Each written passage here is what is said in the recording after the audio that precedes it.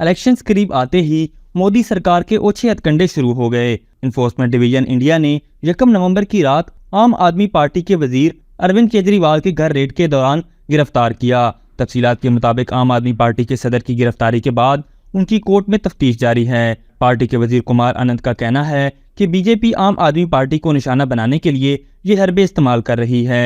BJP और मोदी सरकार आम आदमी पार्टी और दीगर पार्टियों को जड़ से खत्म करना चाहते हैं। उन्होंने ये कहा कि वजीर के घर पर रात गए मनी लॉन्ड्रिंग के मनगढ़ंत केस की बिना पर छापा मारा गया। ये छापा बीजेपी के कहने पर मारा गया, जिसके पीछे मोदी सरकार के सियासी अज़ाइम छुपे हैं। याद रहे कि साबका दिल्ली डेप्यूटी वजीर आला मनीष सिसोदिया और राज्यसभा के एमपी संजय सिंह को भी मनी लॉन्ड्रिंग केस में जेल भेजा जा चुका है। वजीर आला ममता बनर्जी ने कहा कि बीजेपी सियासी इंतकाम और 2024 के लोकसभा इंतखाबात से कबल अपोजिशन जमातों को खत्म करने की कोशिश कर रही है।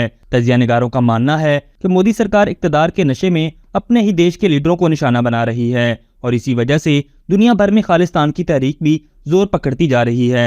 और भारत में मौजूद तमाम सिखों का इस वक्त वाहिद मुतालबा है कि उन्हें अपना अलग देश खालिस्तान चाहिए और उन्होंने इस हवाले से दुनिया भर के मुख्तलिफ ममालिक में रेफरेंडम्स भी कराए। नाज़रीन, सिखों की तंजीम सिख फॉर जस्टिस के ज़ेर एहतमाम बरतानिया समेत America, Paris, Italy, Switzerland, Canada और ऑस्ट्रेलिया के अलावा दुनिया के 2 दर्जन से ज़्यादा शहरों में रेफरेंडम का इनेकाद हो चुका है, जो कि किसी भी बैनुल अक़वामी रेफरेंडम के हवाले से बहुत बड़ी तादाद है।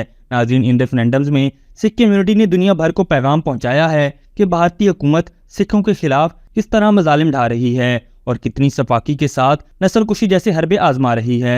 और सिख कम्यूनिटी इन रेफरेंडम्स के जरिए भारत से आज़ादी हासिल करके अपना अलग वतन खालिस्तान हासिल करना चाहते हैं। मोदी हुकूमत के ज़ेरे निगरानी भारत में मौजूद सिखों की नस्ल कशी और मावराए अदालत कत्ल का सिलसिला भी रोजाना की बुनियादों पर जारी है, जबकि सिख फॉर जस्टिस जैसी तंजीमें भारतीय मजालिम के खिलाफ दुनिया के मुख्तलिफ ममालिक में आवाज़ बुलंद करती रहती हैं। यहाँ ये बात भी काबिल जिक्र है कि भारत ने अपनी बदनामे ज़माना एजेंसी रॉ की मदद से कनाडा में मौजूद सिख रहनुमा हरदीप सिंह नज्जर को रवां साल 18 जून को कनाडा की सरजमीन पर गोलियों से छलनी करवा दिया था, जिसकी कीमत उसको सिफारती सतह पर भी अदा करना पड़ी। मगर फिर भी ये अपनी हरकतों से बाज नहीं आया और उसी तरह अपनी हरकत पर अमल पैरा है।